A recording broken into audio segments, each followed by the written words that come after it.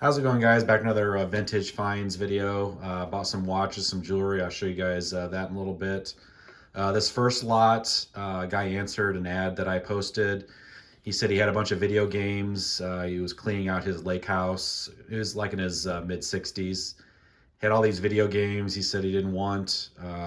So he showed me a couple pictures of it, and I asked him what he wanted. He said $40 for the entire lot. I said, I'd give you more than that. So we met up. I looked at it and I said, I'll give you $100 for it. And he was extremely happy for that. So have some Xbox One games up here, some PlayStation 2, and then a bunch of NES, early NES. Go through the titles here. Nothing crazy, rare, or expensive, but some solid titles here. Metal Gear. Have a couple Ninja Turtles up here.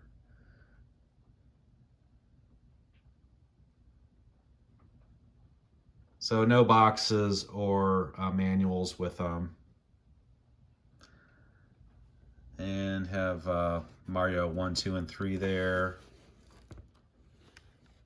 He was very happy that I offered him more than what he was asking. And he said he has some more stuff that he's going to pull out of the house and give me first crack at it. Pull out some of the better games over here. So I have a Nightmare on Elm Street. That's a pretty rare game, and I'll probably lot that up with the Friday the 13th. Another pretty uncommon game is Vice. And then Mike Tyson's Punch-Out. That's another probably $40 game there. And then another pretty uncommon game is Lethal Weapon. So great score there, $100 for the entire lot. Again, like I said, he only wanted $40 and I gave him $100 for it. Stuff over here, went to one estate sale, ended up getting this entire tray for $20. This flatware that has like the mother of pearl handles. The reason I bought it because all the bands here are sterling silver. And they're all marked sterling, either down here or on top of some of the other piece of flatware. $20 for those, great deal. Pull up eBay comps. These sell for around $4 to $5 each. I saw a set of 14 sold for $95. So I think conservatively this is maybe up to $200 for the entire flat here of the flatware with the sterling rings on them. And then went to the auction yesterday. I bought a couple flats. Got outbid on all the toys I bid on, but got these two jewelry flats.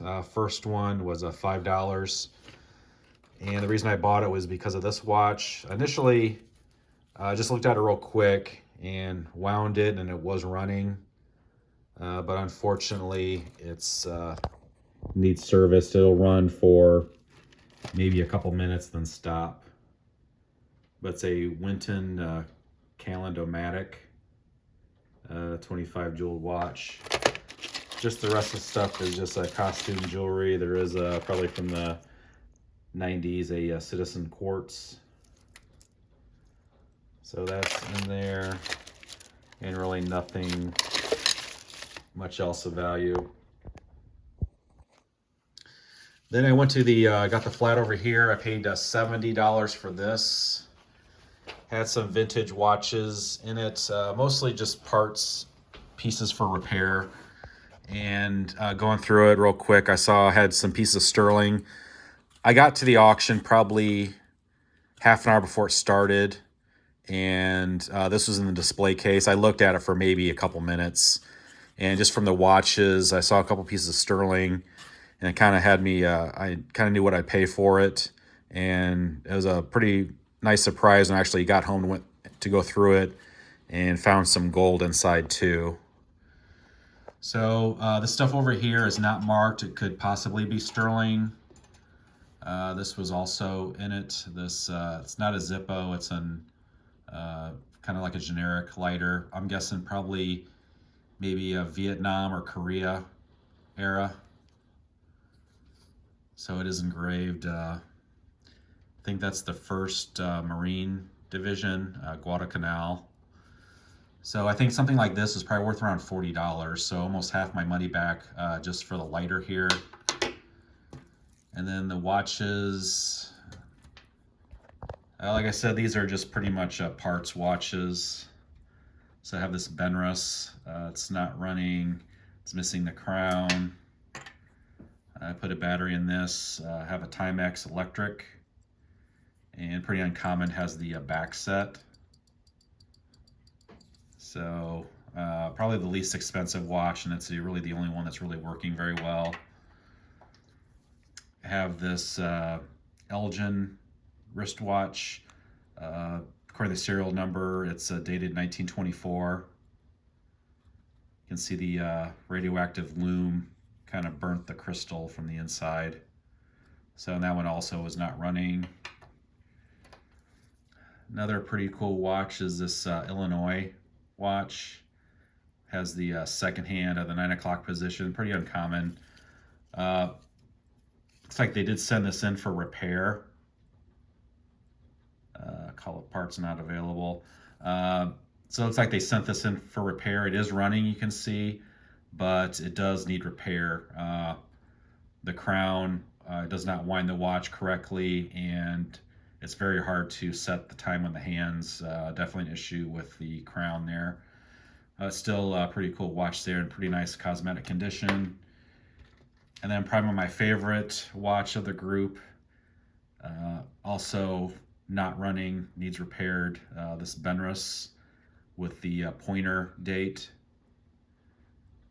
and with the day complication there.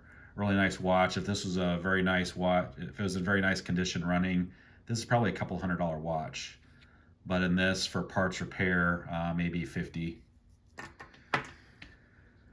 So I went through all the jewelry. I still need to go through it one more time just to make sure there's no more gold. It's just a generic nothing watch. There's some marked costume up here. And it kind of gives you the overview, what I saw when I bought the lot. So I'll probably sell the rest of this as it is on eBay and maybe get 20 bucks out of it.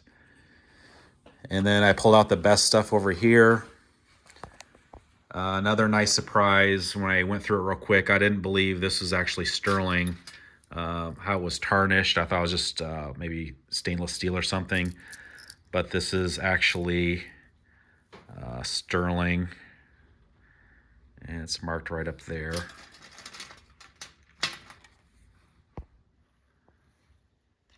Zoom this in a little bit. It's marked sterling there. This alone weighs almost 2 ounces. So like I said, all this stuff is marked sterling, and the weight on that is over 3 ounces. So almost scrap value of just the sterling paste for the lot. And then surprisingly, I did find some gold in here. So I guess here have a 35% war nickel, and then have this unmatched earring that's marked 14 karat gold right there. Another earring that's marked 14K down there. This little necklace is marked 10 karat, and then these earrings are marked. It's kind of hard to see. You can see the K, but I can't tell if it's 10 or 14 karat on those. And then this little cinnabar, Chinese carved little clip here. Saw the exact same one on eBay, sold for I think $45. So have that. And then the surprise of the group were these I kind of refer to this as maybe like mourning jewelry. Victorian times, when somebody would die, the jewelry they would wear was kind of had this lot of black on it. So have this black and gold set of earrings, and then you can see up there it's marked 14K. So it's kind of hard to say what the weight on this with this. I'm not sure if this is onyx or what type of material that black is, but it weighs like almost 9 grams for 14 karat gold. So right, I think the earrings alone are a couple $100 just in scrap value. Then I threw this in. I found this earlier in the week. Told you guys before about these Gillette adjustable razors. I think this one's from 1959. I sold the exact same one just a couple weeks ago in the box, and I think I got $70 for it. So this sold, bought this for $10, so I should make $50–$60 on that razor there. So these are the finds this week. Keep an eye out. Maybe in the next couple weeks, I'm going to do a year-end watch review of all the watches I found this past year that I've kept. And I just want to thank you guys for watching, and hit the 2100 subscriber mark. I want to thank you guys that have subscribed, and I'll see you guys next time.